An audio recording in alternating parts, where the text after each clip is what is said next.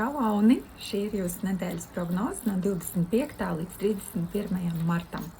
Skatāmies, kas jūs sagaidīs marta pēdējā nedēļā un apsveicu tos aunus, kuriem jau sākas dzimšanas dienas.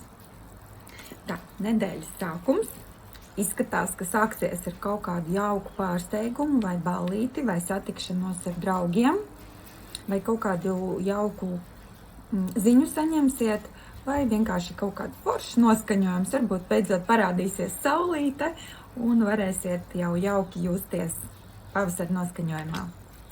Nedēļas vidus priekšauniem monētu karalis, ļoti jauka kārts, laba finanšu kārts, pārliecības kārts, būsiet pārliecināts par savām spējām, gan finansiālām, gan harizmātiskām.